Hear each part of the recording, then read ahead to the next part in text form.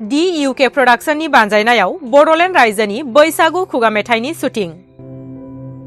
बर'नि मुंदांखा महरगिरि प्रबीण बर' एबा मैथानि दिथा होनायाव आरो मेथाइ रोजाबगिरि देरहासार नार्जारिनि प्रडिउस खालामनायाव बड'लेण्ड रायजोनि खुगा मेथाइनि एलबाम शुटिं खालामनाया फुंबिलि समाव नुवाथारिनो बावथाय बावनायनि गेजेरजों बाक्सानि कुमारिघाटा सेसापानियाव जागायो। बे बड'लेण्ड रायजोनि खुगा मेथाइयाव गाहाय फावखुंगुर आरो फावखुंग्रि महरै फाव खालामगोन दशरथ बर' आरो करिश्मा बर'आ। लोगोसे गुबुन गुबुन फावगिरि महरै फाव खालामगोन जयसिं, केन्डेला, लाइथुन, मैथा, भानु, अनसुलि रमन बिथांमोना। बे मेथाइखौ लिरदोंमोन देरहासार नार्जारिया, मिउजिकखौ होदोंमोन हरेश्वर स्वर्गियारिया। बे मेथाइखौ रोजाबदोंमोन देरहासार नार्जारि आरो प्रतिमा ब्रह्म उजिरा। बे मेथाइनि भिडिअनि गेजेरजों सासे सेंग्रा आरो सिख्लानि गोरोन्थि आखुथायखौ नुनो मोनगोन। बे मेथाइनि भिडिअखौ नोंथांमोना फैगौ 20 मार्चनि सिगांनो देरहासार नार्जारि इउट्युब चेनेलाव नुनो मोनगोन होननानै दिथागिरिया मिथिहोदों। खुलुमबाय। गिबियावनो गासैनिसिमबो आंनि अननाय आरो मोजां मोननायखौ जासिहरग्रोनाय थाबाय। दिनै जोङो D.U.K प्रडाक्शनजों दिहुनजानाय बड'लेण्ड रायजोनि मिउजिक भिडिअखौ जोङो दा दिनैनि बे बेखेवनाय हाबाफारिखौ जोङो फोजोबबाय। बेनिफ्राय दा जोङो शुटिंनि थाखाय रेडि जाबाय। आङो बुंनो सानगोन बेखौनो गासैबो जेन रायजो राजाफोरा बे भिडिअखौ अनसायगोन आरो रायजो राजाफोरनिफ्राय जोङो सापर्ट मोनगोन आरो रायजो राजाफोरजों माने बाख्नायजाथावना मोनसे मिउजिक भिडिअ जागोन होननानै आं आसा खालामो। मानो होननानै बुंनो थाङोब्ला बेयो कनसेप्टआ जोंना जोबोर मोजां। माने सासे मानसिया गावनि गोरोन्थिखौल' बुंनो थाङो, माने गावनि गोरोन्थिखौ दोननानै मालायनि गोरोन्थिखौल' बुंनो थाङो। थ' बेयाव एक्टराबो बेखौ माने एक्ट्रिसनि गोरोन्थिखौ दिहुननानै होगोन आरो एक्ट्रिसाबो एक्टरनिखौ दिहुननानै होगोन।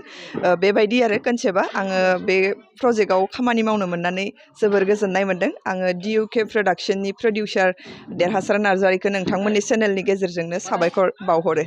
बेयाव आंनिया सासे गामिनि सिम्पोल सिख्ला, बे गामिनिनो स्ट'रि जाजोबगोन।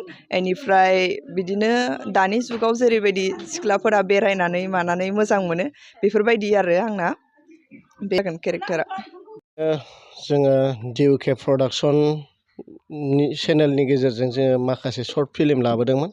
लोगोसे दिनै जोङो मोनसे सानखांनाय फैदों D.U.K प्रडाक्शननिफ्राय मोनसे मिउजिक भिडिअ लाबोनो होननानै। दिनै बिनि शुटिंखौ जोङो नैबे आंनि न'आवनो दिनै बे बैसागु खुगा मेथाइ बड'लेण्ड रायजोनि मेथाइनि शुटिंखौ दिनैनिफ्राय जों जागायनो आखायाव लाबाय। थारैनो आङो सानो रायजो राजाफ्रा गासैबो अनसायगोन बे आंनि मिउजिक भिडिअखौ। आङो बे मेथाइखौ आंनो गोसोखांनानै लिरदोंमोन। सासे सेंग्रा आरो सासे सिख्ला सैलायथारि, जिबौआसो जिबौनि आथिंखौ नुयो होननाय बायदि, जेनेबा सिख्लायाबो गाज्रि आखुनि सेंग्रायाबो गाज्रि आखुनि, सानैजों दुसिलायनाय बायदि थासारिखौ लानानै आङो बे मेथाइखौ लिरदों। जोङो बाजै प्रतिमाजों आंजों रोजाबदोंमोन। बेखौ आदा हरेन उजिर बिथांनि हेफाजाबाव बिथाङानो रांखौ गारदोंमोन जेनेबा बे मेथाइखौ दिहुननायाव। लोगोसे मिउजिकखौ होदोंमोन हरेश्वर स्वर्गियारि आदाया। जोङो बे मेथाइखौ थांनाय 2017-18नि गेजेरावनो जों दिहुनदोंमोन। नाथाय मेथाइखौ जोङो एसे दोनथ'नानै जों ओरैनो दोनथ'बाय थादोंमोन। दिनै जोङो नैबे 2023 मायथाइनि बैसागुनि सिगां जोङो दिहुननो थाखाय जों आखायाव लाबाय। नोंथांमोना नैबे जोंनि बैसागु मिउजिक भिडिअखौ 20 मार्चनि सिगाङावनो नोंथांमोना देरहासार नार्जारि इउटुब चेनेलाव नुनो मोनगोन। जोंनि प्रडाक्शननि नामा D.U.K प्रडाक्शन। जोंहा मोनसे इउटुब चेनेल दंखायो, थेवबो आङो नैबे मिउजिक भिडिअखौ देरहासार नार्जारि इउटुब चेनेलावसो हगारनाय जागोन। नोंथांमोना जेब्ला हगारो अब्लानो आंनि बे इउटुब चेनेलाव नुनो मोनगोन। लोगोसे नोंथांमोना आंनि देरहासार नार्जारि इउटुब चेनेलखौबो अनसायगोन, लोगोसे D.U.K प्रडाक्शन इउटुब चेनेलखौबो अनसायगोन होननानै आं मिजिं थिबाय।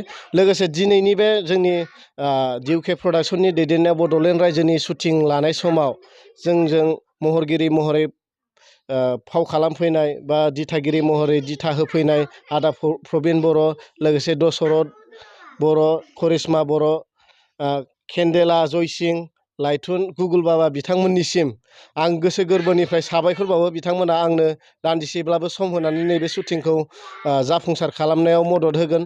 लोगोसे जा सुदेम सना रामसियारिनि फंबाय बिदा थाजिम रामसियारि बिथाङाबो जोंनि नैबे शुटिंआव केमेरा खेबगिरि महरै बाहागो लागोन। बिथांखौबो आं गोसो गोरबोनिफ्राय साबायखर बावबाय। लोगोसे आंनि नैबे मिउजिक भिडिअ'आव बाहागो लागिरि साफ्रोमनिसिमबो आंनि गोसो गोरबोनि साबायखर। लोगोसे आंनि नैबे मिउजिक भिडिअ'खौ साफ्रोमबो रायजो राजा नोंथांमोना अनसायगोनखौ आं मिजिंथिहरबाय।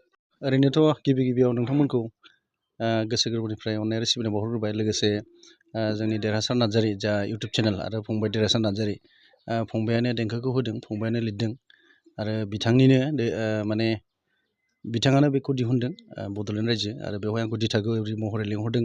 आं गोजोननाय मोन्दों आरो मोजाङै जागोन। नोंथांमोनजों बयबो अनसायजागोन बेखौ आं मिजिंथिदों।